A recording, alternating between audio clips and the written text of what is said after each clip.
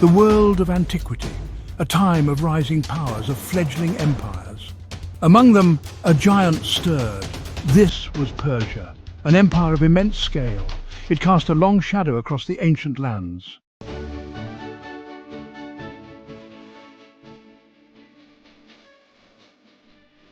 Where did this mighty empire take root? Its heartland lay in what is now modern-day Iran, a vast plateau ringed by mountains. This was Parsa, or Persis, the ancestral home of the Persians. From this core, their influence would spread. A strategic land poised between worlds.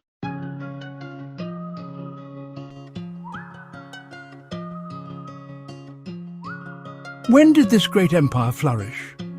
We look to a period roughly from 550 BC. This is when Cyrus the Great began his conquests.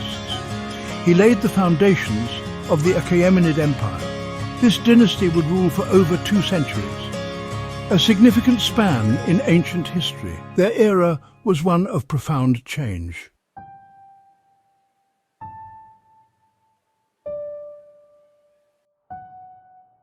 The stage was set in the mid-6th century BC. Great empires had risen and fallen across the Near East. The Medes, a powerful Iranian people, controlled a vast territory. Their dominion stretched far and wide. Among their vassals were the Persians, a group of related tribes, hardy and proud. They inhabited the region known as Parsa or Persis. This was the ancestral homeland.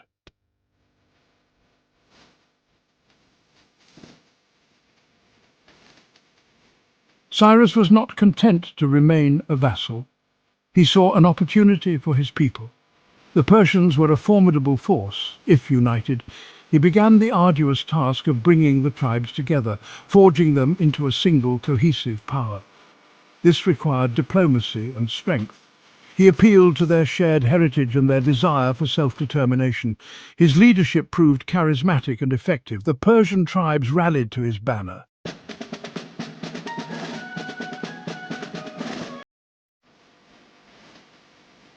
With Media secured, Cyrus turned his attention westwards. The Lydian kingdom under King Croesus was a major power. It was famed for its immense wealth. Croesus, misinterpreting an oracle, initiated hostilities against Cyrus. He believed he could destroy a great empire. He did not realize it would be his own. The Lydian army was formidable, especially its cavalry. But Cyrus was a master strategist.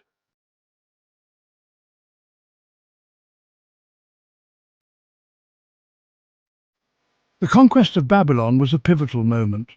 It marked the end of Semitic dominance in the Near East and the rise of an Indo-European Persian superpower. Cyrus entered Babylon not as a destructive conqueror, but as a liberator and a legitimate successor. He paid homage to Marduk, the chief Babylonian god. He promised to respect the city's traditions. This approach was revolutionary for its time. It contrasted sharply with the brutal practices of earlier empires like the Assyrians, who often devastated conquered lands. Soon after, Cyrus issued a famous proclamation.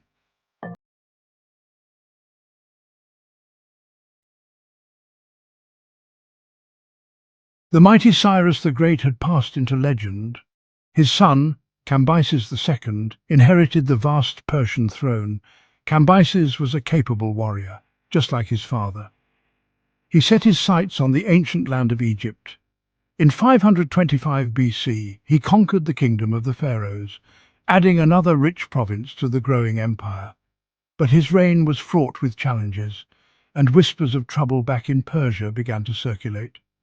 His time on the throne was to be short. Dark clouds were gathering on the horizon.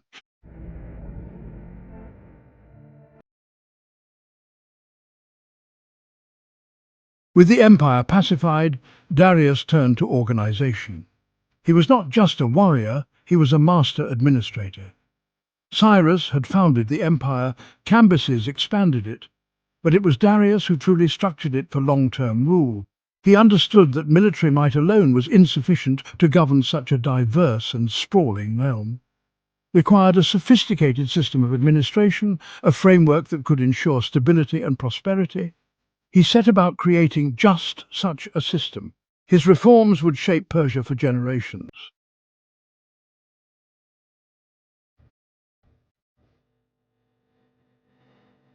Darius understood the importance of communication and infrastructure. His most famous project was the Royal Road, stretching over 2,500 kilometers, from Susa in Iran to Sardis in Anatolia. It was a marvel of engineering and organization, featuring regular staging posts for couriers. Messages could travel in 7 to 9 days. Darius also invested in canals, like the one linking the Nile to the Red Sea. This boosted commerce and brought wealth. He introduced standardized coinage, the gold daric. This facilitated trade and economic activity. Under Darius, the Persian Empire prospered. Its well-managed resources fueled its power.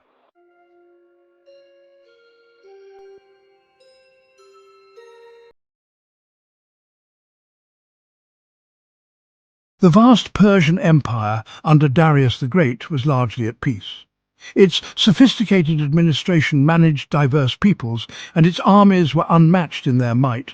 But on the westernmost edge of this colossal domain in Ionia, along the coast of Anatolia, trouble was brewing. Here lived Greek city-states, vibrant and independent in spirit. They had come under Persian rule after Cyrus conquered Libya. Their desire for self-governance, however, remained strong. A restlessness simmered beneath the surface of imperial order. The seeds of a momentous conflict were being sown. The Ionian Greeks found Persian overlordship irksome. They resented the Persian-backed tyrants who governed them and the tribute demanded by the great king. Around 499 BC, this discontent flared into open rebellion. Aristogoras, the ambitious tyrant of Miletus, ignited the flame. He persuaded his fellow Ionians to rise against Persia. The revolt spread quickly along the coast. Cities cast out their Persian-appointed rulers. They declared their freedom, a bold and perilous move. The might of the Persian Empire was slow to rouse, but terrible once awakened. The Ionians knew they could not face Persia alone. They sought aid from their kinsmen in mainland Greece. Sparta, the formidable military power, declined to help. The distance and the risks seemed too great. But Athens, a rising democratic city-state, listened. Eretria, another city, also offered support. A small Athenian and Eretrian fleet sailed east. They joined the Ionians, a fateful decision. Together, they marched inland and attacked Sardis. The former Lydian capital, now a key Persian administrative center, was burned. This act would not be forgotten. The burning of Sardis enraged Darius.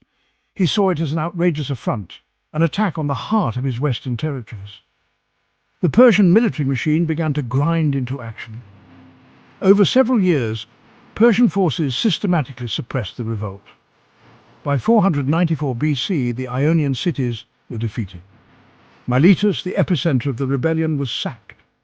Its people were harshly punished. The Ionian dream of freedom was crushed. But Darius's anger now focused on Athens and Eretria. He vowed vengeance for their role in the uprising. Darius the Great did not easily forgive or forget. Athens and Eretria's involvement in the Ionian revolt and the burning of Sardis remained a deep wound. In 490 BC, a Persian expedition was launched to punish these cities. A formidable fleet set sail under Darius and Artaphernes. Their mission was clear: subdue the defiant Greeks. The storm clouds of war gathered over the Aegean Sea. The Persian fleet first targeted Eretria on the island of Euboea. After a brief siege, the city fell. It was plundered, its temples burned, its people enslaved. The Persians then sailed south, landing on the coast of Attica. They chose the Bay of Marathon, a suitable plain for their cavalry. Athens was now directly threatened. They sent a swift runner, Phidippides, to Sparta for urgent military assistance. The Spartans, however, were delayed by a religious festival. At Marathon, the Athenian army, joined by a small force from Plataea, stood ready to face the invaders. Command fell to a council of 10 generals, among them Miltiades, who knew Persian tactics well. He persuaded his fellow generals to risk open battle rather than endure a siege within Athens. The Athenian hoplites, heavily armed foot soldiers, were arrayed in a strong formation. Their flanks reinforced, their center deliberately thinned. The Athenians charged the Persian lines, a bold, almost reckless maneuver. The weaker Athenian centre gave way under Persian pressure, but the strengthened Athenian wings overwhelmed the Persian flanks. The Persians, caught in a trap, suffered heavy losses. They broke and fled back to their ships. The Athenians had won a stunning and improbable victory, a triumph against a numerically superior foe. The legend says Phidippides ran to Athens to announce the victory, dying upon arrival.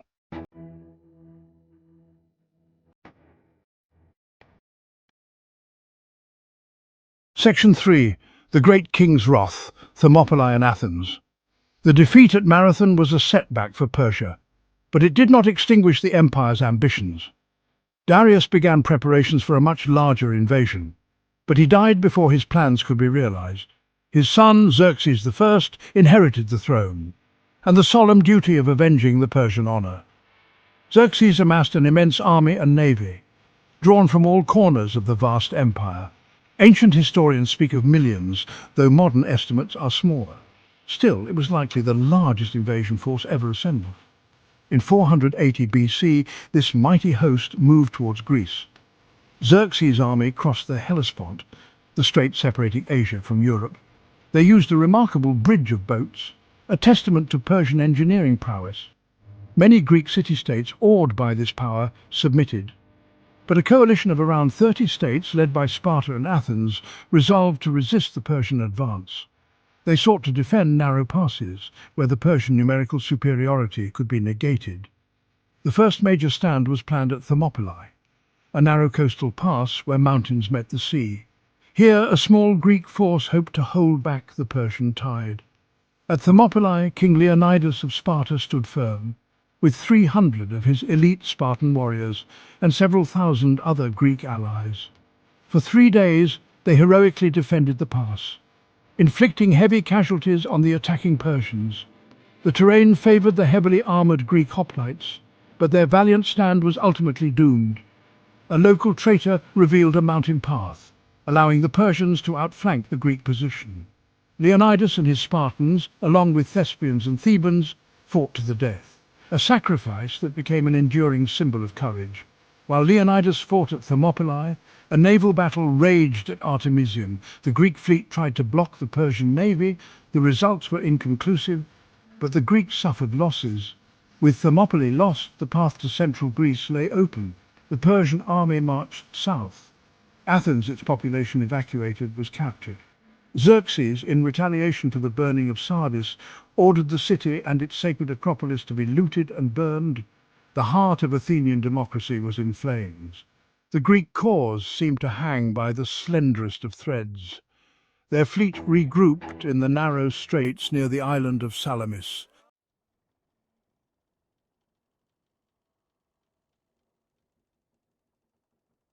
Section 4. The Sea's Verdict and an Empire's Limit. The destruction of Athens was a bitter blow. Themistocles argued for a decisive naval engagement. He believed the Salamis Straits would favour the Greek triremes. In September 480 BC, the Battle of Salamis commenced. The Persian fleet suffered a crushing defeat. Xerxes decided to withdraw. Their victory fostered a golden age for Athens. For Persia, the wars marked the limit of its westward expansion.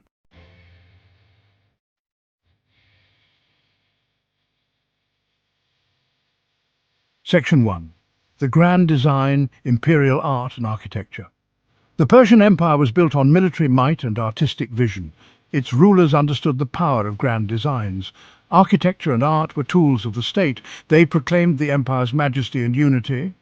These creations were meant to inspire awe, to reflect the diverse peoples under Persian rule, and to leave an indelible mark on the world, a testament to a sophisticated and powerful civilization. Persepolis stands as the ultimate testament. The Persians were master builders, creating vital infrastructure for governance and trade. The royal road facilitated communication and cultural exchange. Merchants, scholars and artisans travelled, spreading ideas and traditions. Standardized coinage and measures streamlined commerce. Canals and qanats expanded trade and agriculture. Persian gardens influenced later civilizations. These innovations showcased Persian ingenuity and resourcefulness.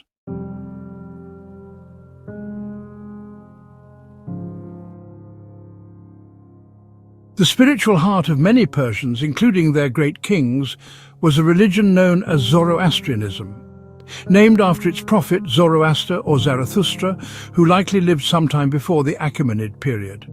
His teachings marked a significant shift in religious thought, introducing concepts that would resonate through millennia. Zoroastrianism was one of the world's earliest monotheistic faiths, though it also incorporated a strong, dualistic worldview. It emphasized truth, righteousness, and ethical conduct, shaping the moral compass of a vast empire. At the core of Zoroastrian belief was Ahura Mazda, the wise lord, the creator of all that is good. Opposing Ahura Mazda was Angra Mainyu, or Ahriman, the destructive spirit, the source of evil and falsehood. Human life was seen as a battleground between these two forces. Individuals possessed free will, the ability to choose between siding with Asher, truth, order, righteousness, and Druj, falsehood, chaos, deceit. This choice determined one's fate in the afterlife. A belief in judgment, heaven, and hell was central. Fire played a crucial symbolic role in Zoroastrian worship. It was seen as a pure emanation of Ahura Mazda, a symbol of truth, light, and divine presence. Temples, often called fire temples, housed sacred flames that were kept perpetually burning by priests. But Zoroastrians did not worship fire itself. Rather, it was a focal point for prayer and meditation. Water was also revered as a sacred element. Purity, both physical and spiritual, was highly valued. These beliefs fostered a deep respect for nature. The Achaemenid kings, like Cyrus and Darius, frequently invoked Ahura Mazda in their inscriptions, attributing their power and successes to his divine will. Darius, on the Behistun inscription, repeatedly condemns the lie, Druj, and praises Ahura Mazda for helping him establish order. This suggests that Zoroastrian ethics influenced their governance, promoting justice, honesty, and the protection of the vulnerable. While the kings were tolerant of other religions, Zoroastrianism provided a strong moral and ideological foundation for the Persian Empire, its values woven into the imperial fabric.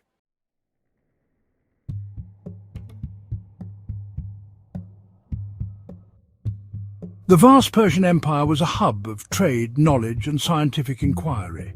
They absorbed wisdom from Mesopotamia and Egypt, advancing astronomy and mathematics. Persian physicians were respected, drawing on diverse medical traditions. The empire's roads and Aramaic language facilitated intellectual exchange. Persian learning unified and transmitted knowledge, enriching future generations.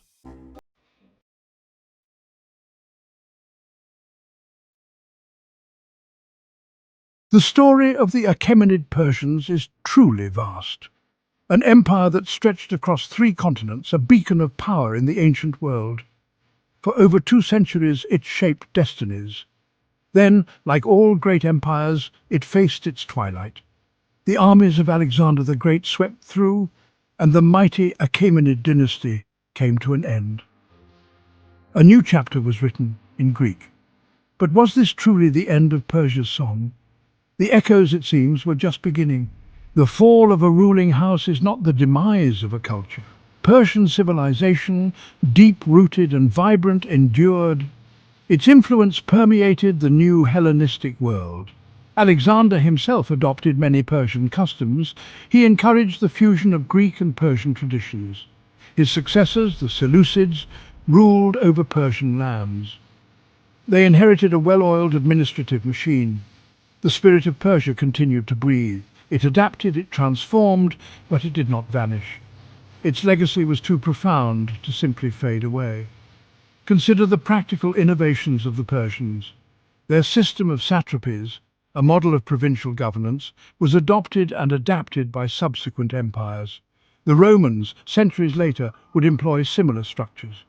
The royal road, that marvel of engineering, continued to serve as a vital artery for trade and communication long after the Achaemenids were gone. Their standardized coinage facilitated commerce for generations. These were not abstract ideas, but tangible contributions. The building blocks of future empires were often Persian-made. Beyond systems, there was a spirit of inclusivity. Cyrus the Great set a precedent for tolerance. He respected the cultures and religions of conquered peoples. This approach fostered a degree of stability in a remarkably diverse, multi-ethnic empire. This ideal of a universal state, uniting many under one rule, yet allowing for local diversity, was a powerful concept. It offered a different model to the brutal conquests of others, a vision of empire built not just on force, but on a measure of understanding and respect.